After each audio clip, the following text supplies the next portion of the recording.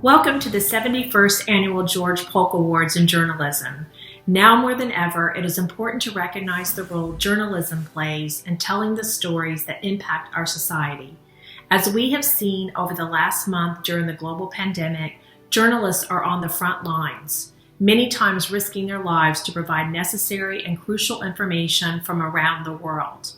The prestigious George Polk Awards have honored the influential, investigative, thought-provoking work of reporters around the world for 71 years. And today, I have the honor to announce on behalf of Long Island University the opening of the George Polk School of Communications, a unique educational experience led by accomplished scholars and practitioners who excel in the professional world. The Polk School will be known for innovation in the areas of cutting edge of media, communications, and journalism. Graduates of the Polk School will carry forth the highest standards of professionalism and ethics, inspired by our extraordinary list of Polk laureates such as Walter Cronkite, Edward R. Murrow, Christiane Amanpour, Peter Jennings, Norman Mailer, Seymour Hersh, and many others.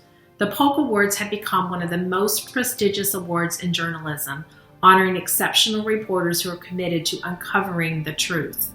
And now, I would like to introduce the curator of the Polk Awards, Pulitzer Prize winner, two-time Polk Award winner, and best-selling novelist, John Darnton. Thank you, Dr. Klein, and welcome to all of you to the George Polk Awards. You know, when our judges convened back in January in Brooklyn, we had no idea that now, a mere 3 months later, the whole world would be thrown into such turmoil. Strange to think, but even then the virus was stalking us and millions of others around the planet. We're disappointed that we can't congratulate our winners in person, as I imagine they are. Instead, we produced this video so that they can speak for themselves and they can tell the stories of how they got their stories. Now more than ever, I think, we need truth seekers and truth tellers. If we're to emerge relatively unscathed from this scourge, we need access to a free flow of honest, accurate information. We considered 551 submissions. Of them, we chose 15 winning entries, altogether to 23 reporters. I salute the winners and the runners-up and all the others who produced such outstanding work in 2019. I would like to thank the late Roz Walter for her financial support and the Nicholas B. Ottaway Foundation. Its funding allows us to give cash along with the prizes. I also want to express gratitude to Melvin McCray, who edited and produced this video, and to our incomparable citation reader, the award-winning journalist Charlene Hunter Gault. An enduring and saddening mystery of Central America is the refusal of violence to stop. Wars have abated and right-wing dictatorships have retreated, but the violence continues. Azam Ahmed, Mexican bureau chief for the New York Times, has told us why with vivid on-the-ground examples: killer gangs in Honduras, cartel assassins in Mexico, murderous police in Brazil, guns for asking in Jamaica, a father threatening his family in Guatemala. For showing how homicidal violence can permeate the cracks and crannies of societies in crisis, Azam Ahmed has won the George Polk Award for foreign reporting. The origin of this project began with a question posed by our international editor, who had stumbled on a statistic that, even now, haunts me. Latin America and the Caribbean are home to just 8% of the global population, yet 38% of the world's murders. Why is Latin America the most homicidal region on Earth? How can more people have died here in the last 20 years than in every major war zone combined? I spent more than a year trying to understand, combing through hundreds of pages of research, speaking to experts, law enforcement, government officials, and more than anything, those living in the crosshairs of that violence. Our hope was to create a series that connected readers to these realities, explain them through clear empirical research and deep narrative. to bridge the divide between the distant and often impersonal headlines that emanate from the region and the very real tragedies that people are forced to confront alone on a daily basis.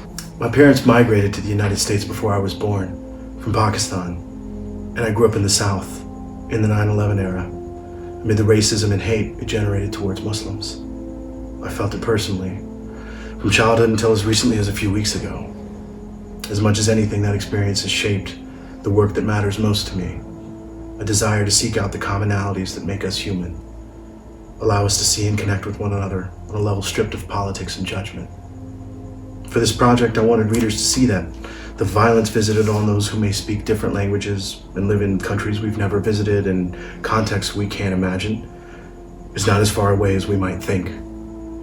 The young men fighting for their neighborhood in Honduras, Lubia Sasfin Perez, a victim of horrific gender violence that forced her family to flee to the United States from Guatemala.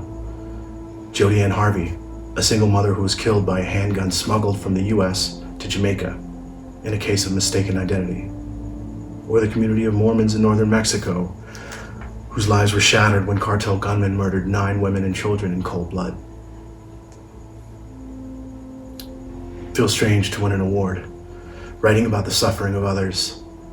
Mothers who lost children, children who lost fathers, communities that writhe beneath the weight of cruel and indifferent states, where violence governs life in the absence of law.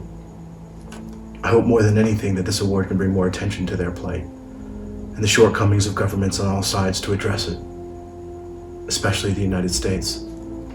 Thank you for the recognition. I want to thank my editors Greg Winter and Michael Slackman for their support, John Darnton and the Polk Awards for their recognition, and more than anyone, to the dozens of people from Honduras to Jamaica, Mexico to Brazil, who shared their stories with me. A precious gift I can never repay, nor thank them enough for. Without them, none of these stories would have come to life. Thank you. Last May, the Syrian war deteriorated to a point where hospitals became targets for airstrikes, leaving scores of civilians dead.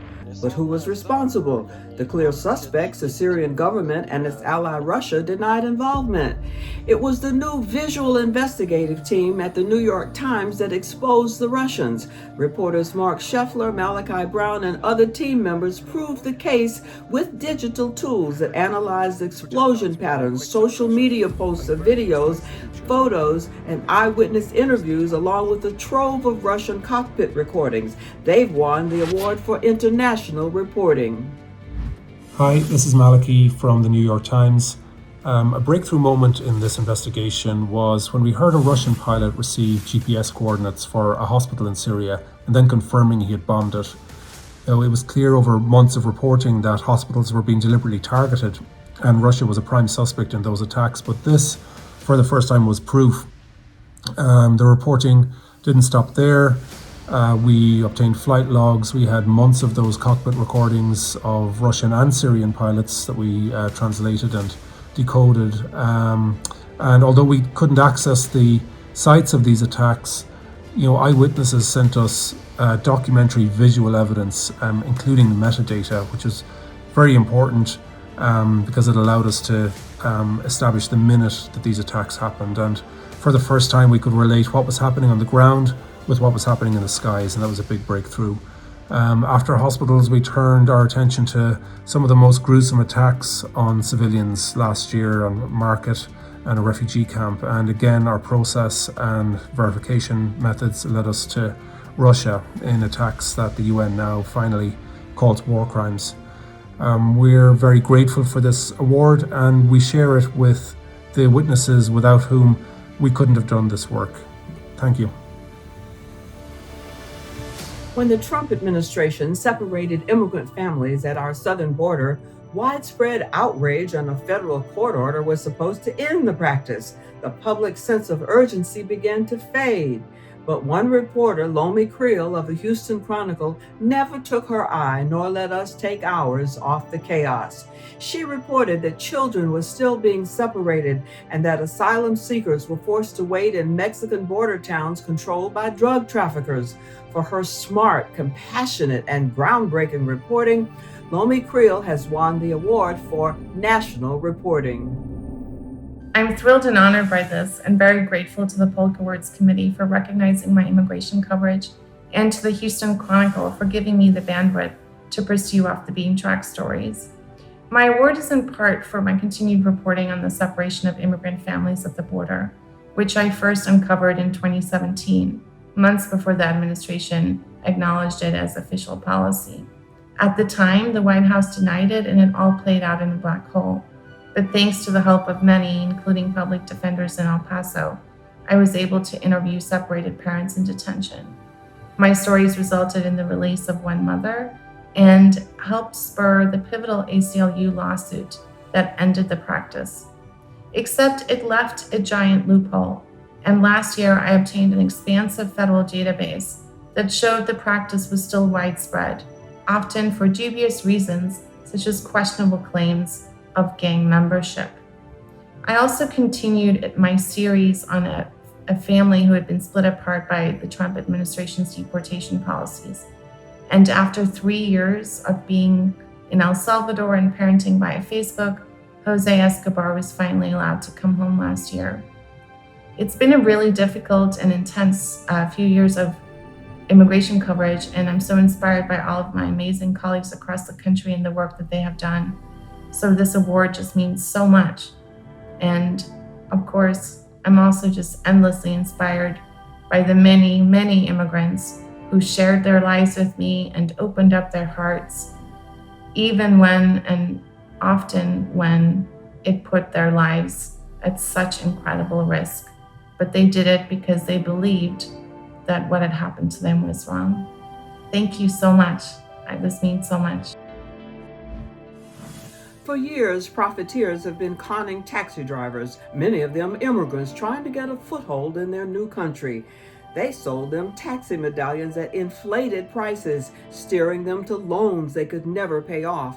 The scheme led to bankruptcy, suicides, and destitution for thousands. For unearthing this practice, resulting in criminal investigations, government reforms, and the promise of a bailout for the victims, Brian M. Rosenthal has won the Local Reporting Award. Hey, it's Brian Rosenthal at the New York Times, and this feels weird. It feels weird to be celebrating anything right now. Our project was about the hardworking immigrant Americans who drive taxi cabs in New York City. And as of today, 28 drivers have died because of coronavirus. And thousands of others are facing economic devastation because of the way society has changed basically overnight. We are committed to telling those stories, just as we are committed to telling the stories of all working class New Yorkers. So I guess what I would say about this award is it is a real honor to be recognized in the local reporting category, especially in a competition with winners from publications like the Seattle Times, the Houston Chronicle, and the Philadelphia Inquirer. I subscribe to all of them, and I respect them immensely. At the New York Times, we are an international publication, and we serve a global audience. But we care deeply about our hometown, and we focus on aggressively investigating the city and the region, especially now under the leadership of Cliff Levy and Kirsten Danis, who edited this project.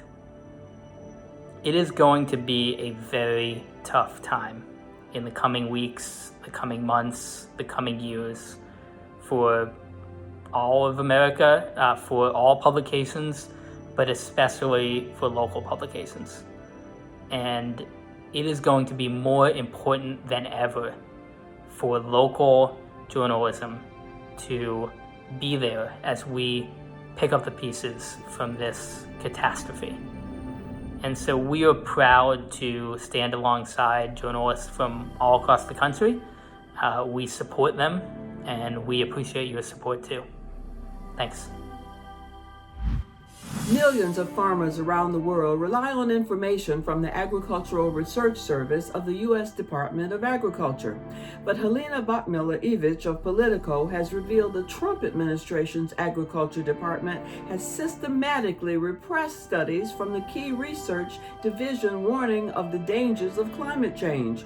As a result, the world's leading expert is silent on the singular issue its own experts consider the gravest threat to food production. Helen Botmiller-Evich has won the Environmental Reporting Award. Hi, my name's Helena Botmiller-Evich. I'm a reporter at Politico and I cover agriculture. Thank you so much to the Polk Committee for this incredible honor. I am delighted to accept it on behalf of myself and so many people at Politico that made this series of stories possible. Really, it all started when I was driving home from visiting my grandma in Western Pennsylvania. I had some time to kill and I decided to call a source that I hadn't talked to in a couple of years and check in. This source was a scientist who mentioned that they had recently done a project with a scientist at the Department of Agriculture, and they mentioned that department officials had gone out of their way to dissuade coverage of and promotion of the study, and also that they mentioned that other scientists within USDA were pretty frustrated and the study pertained to climate change. So this obviously perked up my ears. I thought, I'm going to ask around about this. At this point, we hadn't really heard much about any sort of climate suppression going on at USDA. It had been considered much different than what was going on at places like EPA and Interior. So that one tip led us on almost a year of stories. I thought initially it would just be a one-off story in the beginning, but one thing led to another, and there was so much to tell. It ended up being a much bigger story and a much bigger series. I really want to thank Carrie Budoff-Brown, our wonderful editor at Politico, for encouraging me to take all the time I needed to do this story, to really go for it. She pulled me aside and really said, I think you have something, just go for it. I would have, I'm a busy beat reporter. I would have just probably done a story or two and just moved on. So I really thank her for that vision and commitment.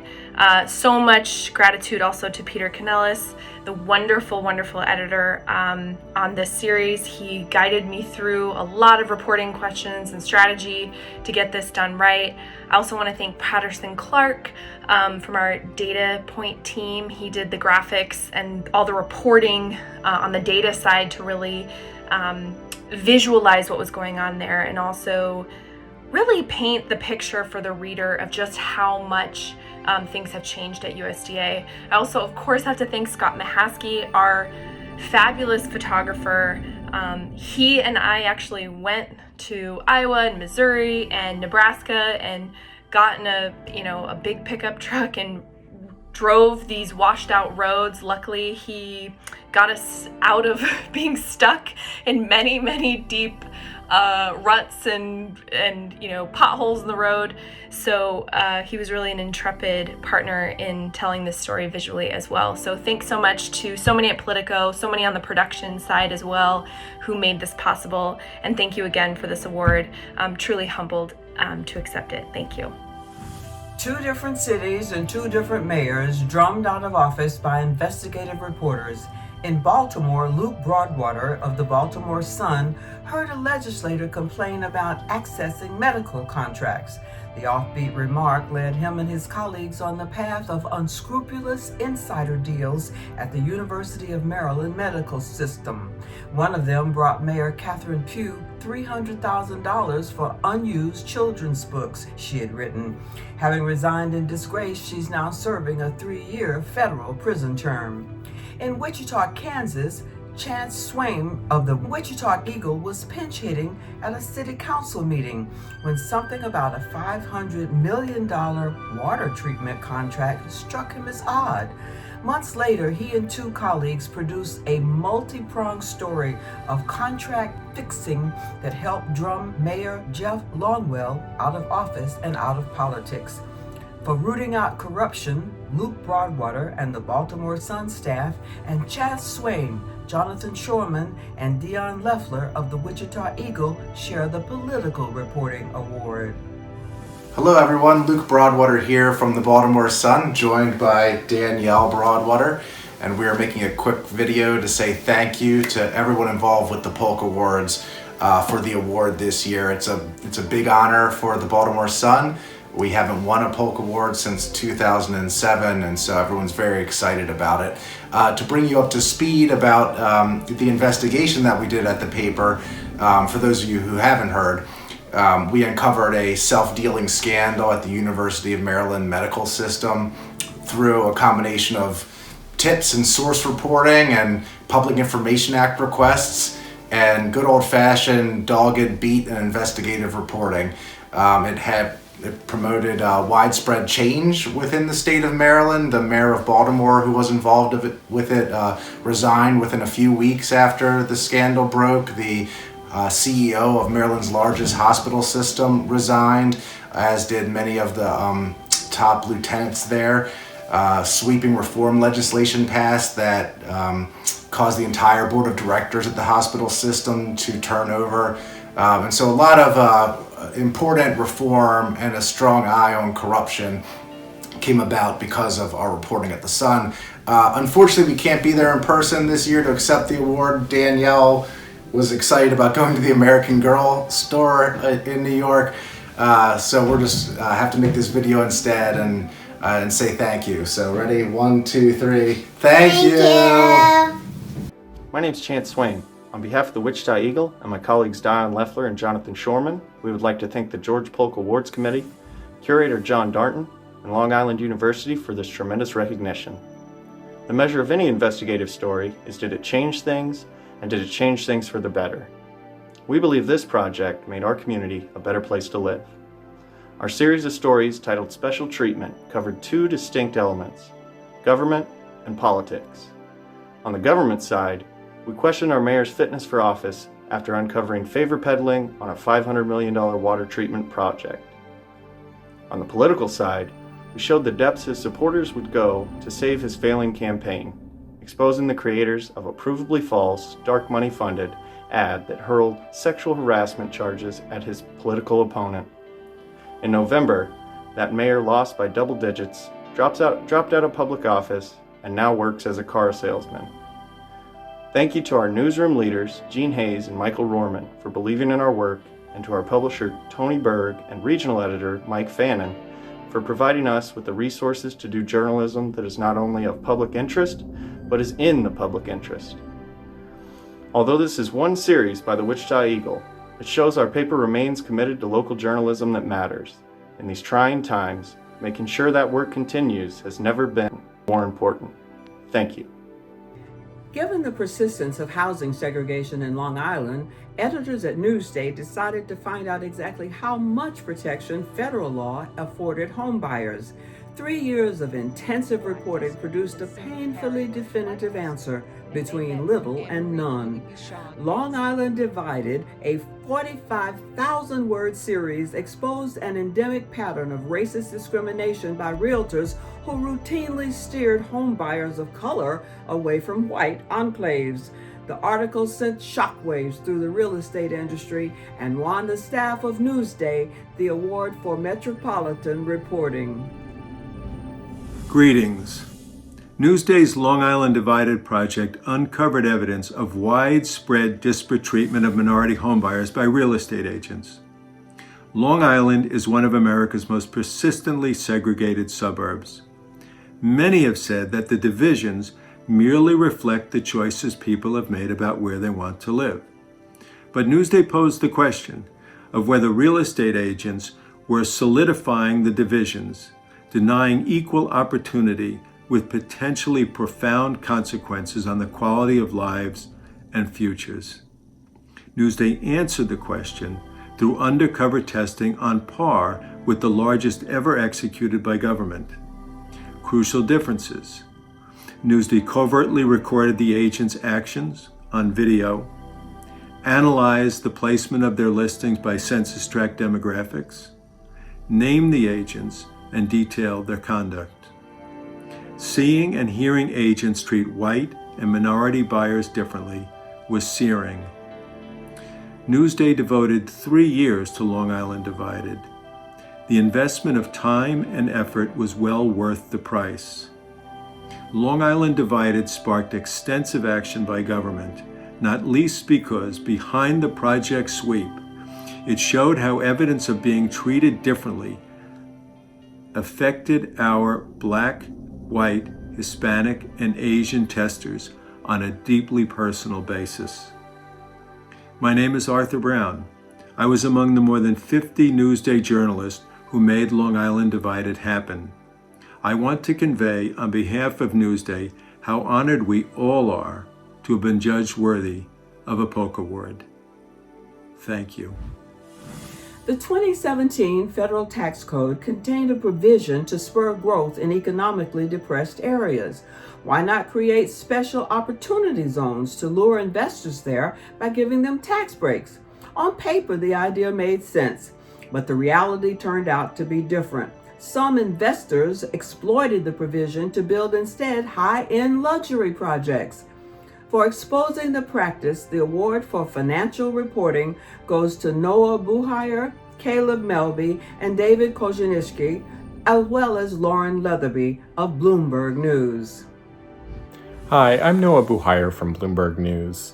I wanted to thank the organizers of the George Polk Awards on behalf of myself and my colleagues Caleb Melby and David Kozinski, as well as our editors Robert Friedman and David Shear.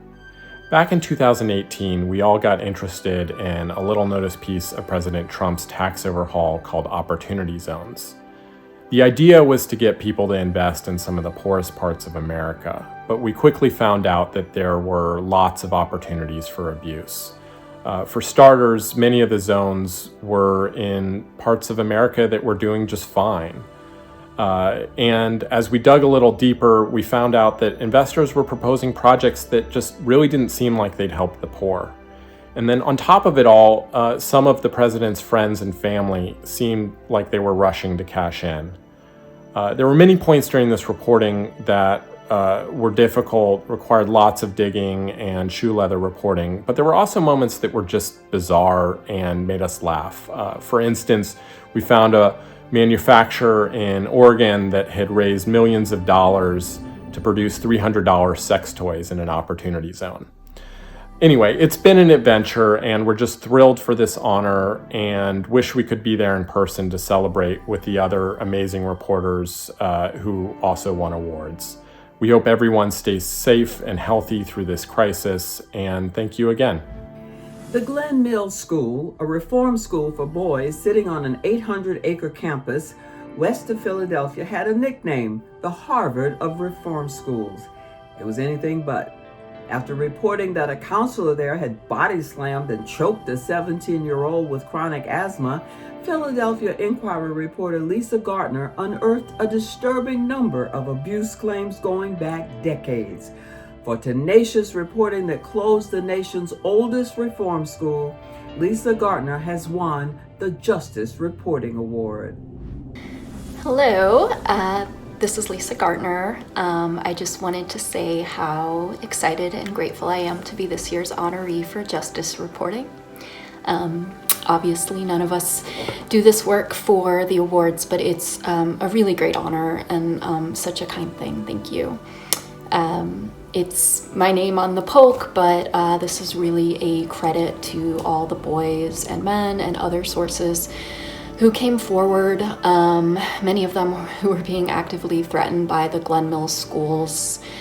I know I was being harassed and targeted by these people who'd been running this place for nearly 200 years and didn't want to see their way of life exposed for these boys and anyone. It's not an easy thing to talk about the worst thing that ever happened to you, and I'll just be forever in awe of their courage in speaking up in the hopes that other boys wouldn't have to go through the violent and brutal abuse that they endured at the Glen Mills schools.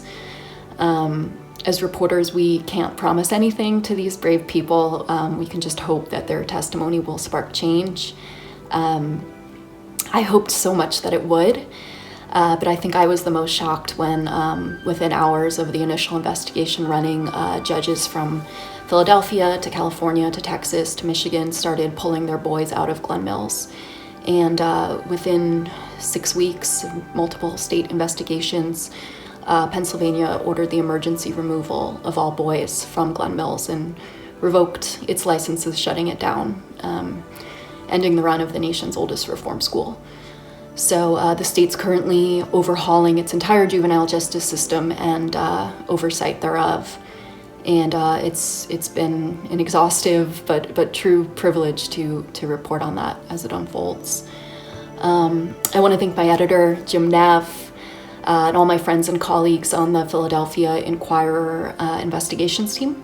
We really are a team, and I leaned on them and their experience as I reported these stories. This was the hardest thing I've ever done, this kind of emotional work. And I especially want to thank my husband, Nat, who has been a rock, more of a boulder for me. The world is changing. It's hard to think of anything but the coronavirus. I know a lot of the work we did in 2019 must feel like it's from a different planet. But as programs like Glen Mills are quarantining, closing themselves off to visitors and inspectors, I feel so lucky that I found this story before the virus, because otherwise all those boys would still be trapped there right now with even less oversight, and they would be in more danger than ever. That terrifies me, and I'm just really grateful that it unfolded when and how it did. So thank you, Polk Awards. Please stay safe out there. We will get through this. All the best, and thank you. In the American South, many blacks passed land from one generation to the next through so-called heirs property law instead of wills, reflecting their mistrust of the courts. Lizzie Presta of ProPublica discovered just how well placed that mistrust was when she discovered that unscrupulous speculators used legal loopholes to lay claim to the land, uprooting lifelong residents from their ancestral homes.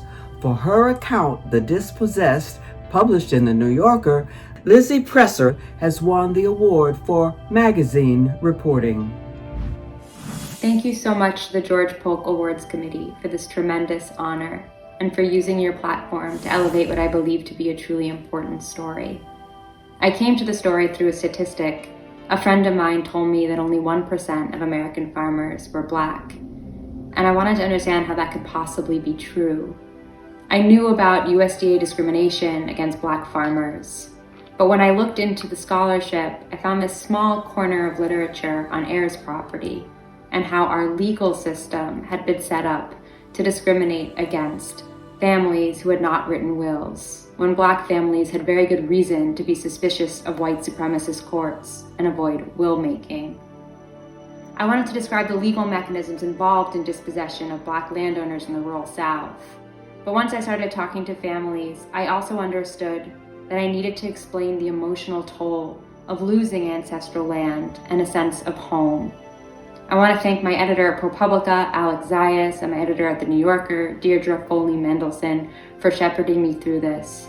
And I have the most enormous gratitude to the Reels family, who let me into their lives and trusted me to tell what has been an extremely painful experience trying to hold on to their family land.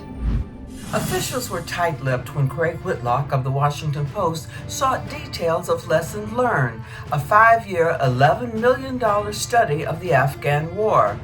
They eventually complied, but not without a fight.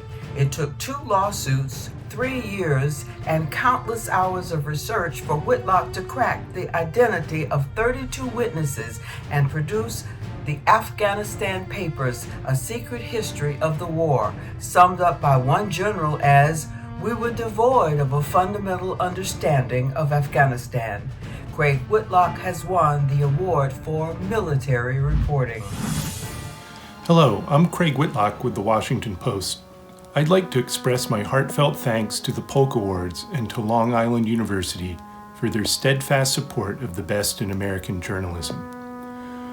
The longest war in American history has dragged on for more than 18 years. Amazingly, there has never been an official, thorough, transparent public accounting of what went wrong. It took publication of the Afghanistan Papers to reveal that senior U.S. officials systematically failed to tell the truth about the war and that they were hiding the magnitude of their mistakes from the American people. I'm deeply grateful to my editors at the Washington Post. They didn't blink when I asked them to sue the federal government for a bunch of documents that I thought might shed new light on the war in Afghanistan. And they didn't back down when the government stonewalled us for 3 long years. Instead, they gave me the freedom to dig, encouragement to think big, and the space to write the story in a fresh way that struck a chord with millions of readers. Finally, I'd like to thank an exceptionally talented team of colleagues in the Post newsroom who brought the Afghanistan papers to life with a gripping mosaic of documents, photographs, video, and audio. Thank you. In investigating the 2 deadly crashes of Boeing 737 MAX, the Seattle Times reveals serious problems in the FAA certification of the jet's faulty flight control system. The investigation established that Boeing misinformed the federal regulator about key features of the system, that the regulators relied too heavily on Boeing's safety analysis, and that analysts at both organizations were pressured to speed the approval process and avoid costly changes. For their revelations about the crashes that killed 346 people, Dominic Gates, Mike Baker, Steve Militich, and Louis Cam are honored in the business reporting category. Hello, I'm Dominic Gates, the aerospace reporter for the Seattle Times. Our team here is honored by the award for our coverage of the 737 MAX crashes. Our work got national attention first in March of last year, just a week after the second crash, when we published a long piece about the flaws in the software that had caused the crashes. That was the result of months of reporting before that. And we followed it up later with scoops about what had gone wrong inside the FAA to certify the airplane, and what had gone wrong inside Boeing to miss the flaws in the design. Our work got national attention. It brought in national press who also did great work, and I think the US press has done a tremendous job in scrutinizing Boeing as a result of this. Kudos to my team, reporters Mike Baker, Louis Cam, Steve Militich, and editors Rami Grunbaum and Ray Rivera. Thank you. The imprisonment of as many as 1 million Uyghurs in Western China was a major news story in 2019.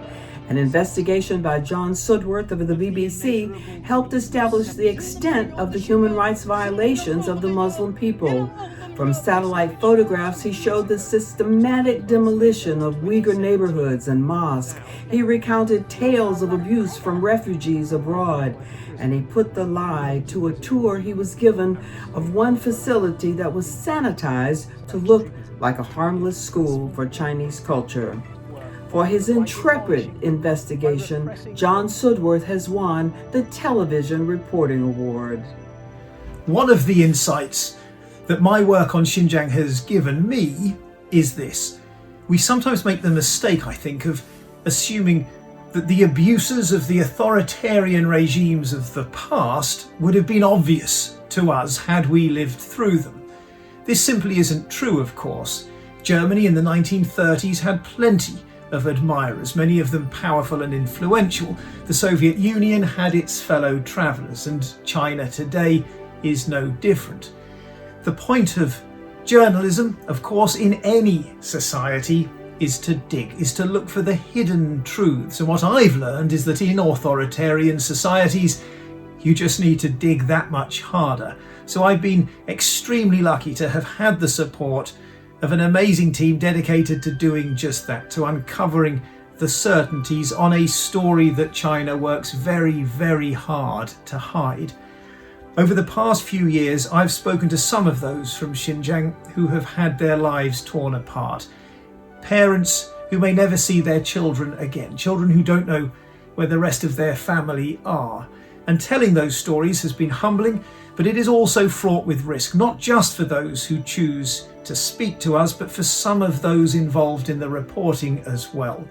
And so I dedicate this award to each and every one of them. There may never have been a journalistic enterprise as ambitious as the New York Times Magazine's The 1619 Project.